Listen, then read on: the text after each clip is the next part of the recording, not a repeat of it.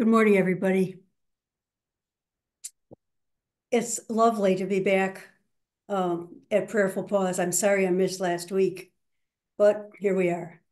I'm going to be spending Monday and Wednesday with you this week. And so I thought that I would seize the opportunity to make our prayer experience a 3-day prayer experience. So we'll be together on Monday and Wednesday in terms of my offering you some suggestions. And then I have a possibility for you all to do individually on Tuesday. So just think about that as we move through. This is a 3-day experience. And we are in the heart of the season of creation, the month of creation. And I've been thinking a lot about it as you have and doing things as you have. And I thought, one of the things that sometimes bogs me down is that I only think of how creation is broken or how we are breaking it or how it is damaged or whatever.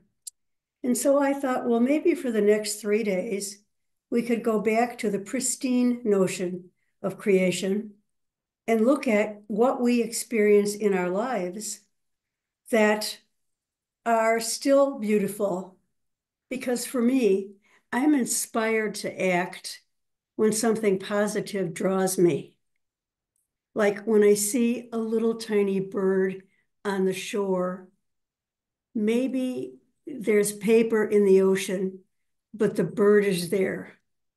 And so I'm inviting you to kind of, in the midst of terrible fires, California, terrible earthquakes. Europe is middle Europe is right now in the midst of terrible flooding. And we have a couple of associates from LaGrange who are there right now on this wonder trip. And bogged down, Jim and B. Boyd are in Lithuania for this dream trip, and they're immersed in water. So I'm inviting you to think of beauty from the viewpoint of wonder and to look at, to begin to think about, if we think about wonder, the beauty, it draws us into the power of the Creator, our Creator's love, and an invitation to immerse ourselves into the glory of creation that God created in all of its beauty before the fall. So I was thinking about who could describe wonder in the best way for us. And this might not be the best in the world, but it's one that speaks to me. And it's from the philosopher Joseph Pieper, Pieper.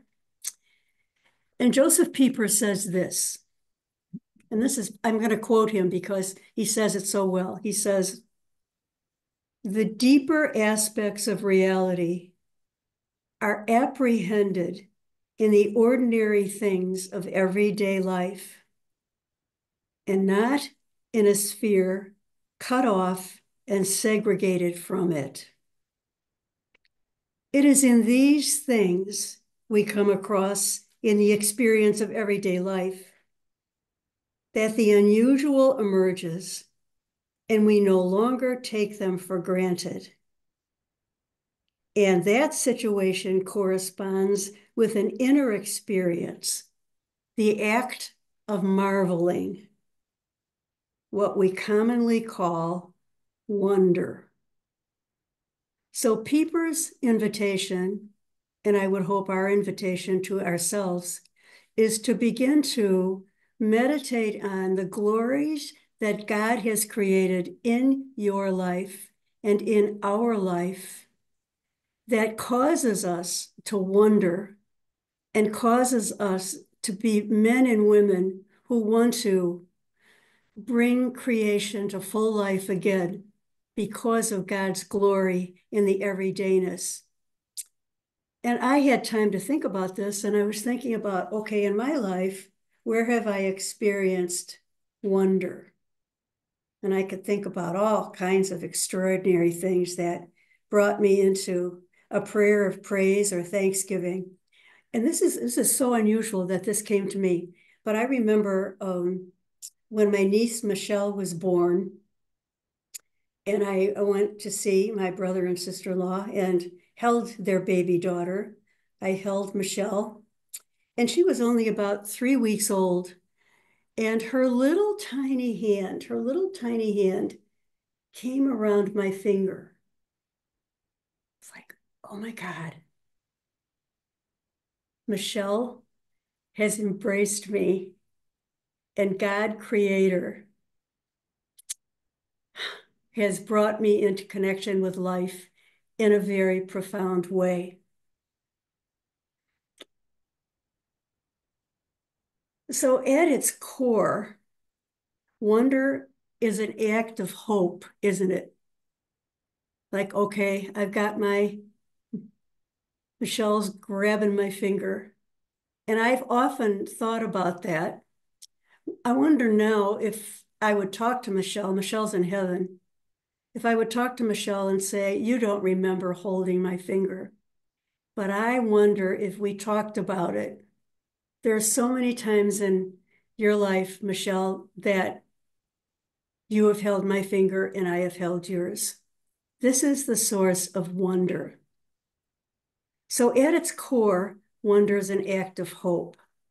The wanderer, that's you and me, experience God's inner vision. Teilhard says we experience God's light when we wonder. And in ancient theological language, we called God's light the beatific vision. And I don't know about if you remember that, but I remember I always thought that that's only going to happen when I end up in heaven. But contemporary theologians, and especially Teilhard says, oh, no. The beatific vision, God's light, we experience in our lives here and now when we wonder. So wonder is a feeling of surprise, mingled with admiration, caused by something beautiful, unexpected, unfamiliar, or inexplicable at the moment that it happens. That's key. You go, aha. Or a simple word is look. So I'd invite you to just pause for a little minute and place yourself more intimately in God's presence.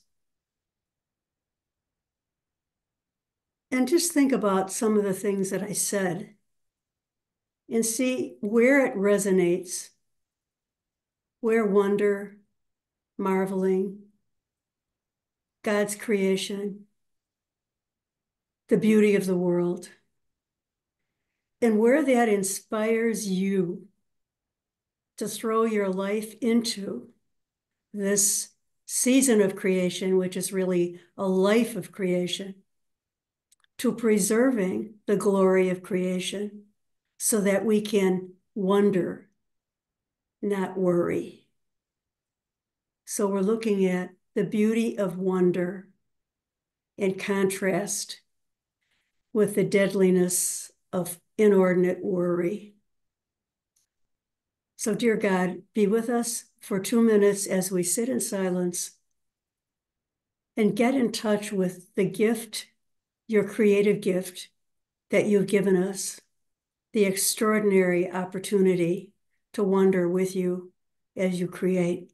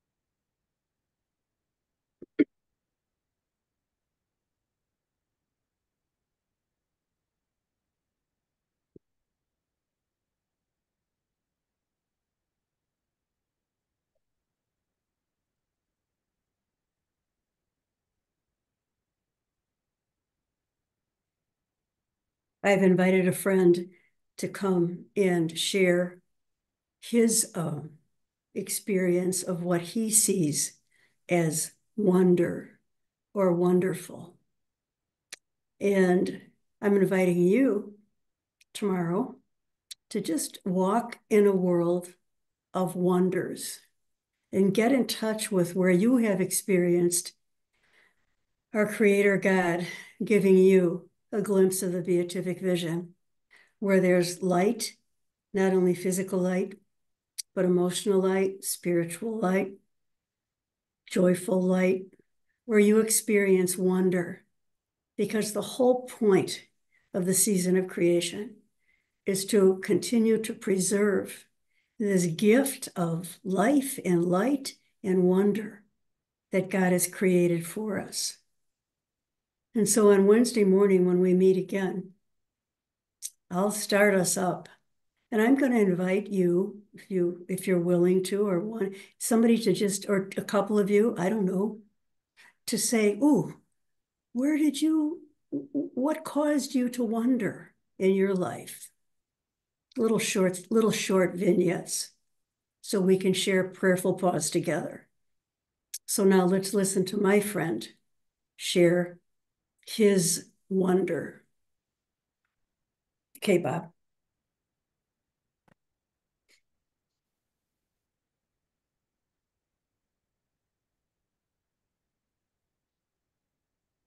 One possibility for wonder tomorrow is at 8:41 Eastern, or 7, or I don't know when it'll show up in California because it's still light. There will be a supermoon eclipse. And the nice thing is it starts relatively early. So it's an opportunity to go stand outside at 8:41 or 7:41 or 5:41, good luck, and watch the earth and the moon dance. That's tomorrow night, tomorrow evening. Have a good day. Thank you, Carol. You're welcome. Perfect. Thanks, Carol. Mm-hmm. Thank you, Carol. Beautiful. Thank you. Thank you. Thank you. Great wonder. Thank you, Carol. Yeah. Thank you, everyone. Always Thanks good so to hear Louie. Yes. Thanks.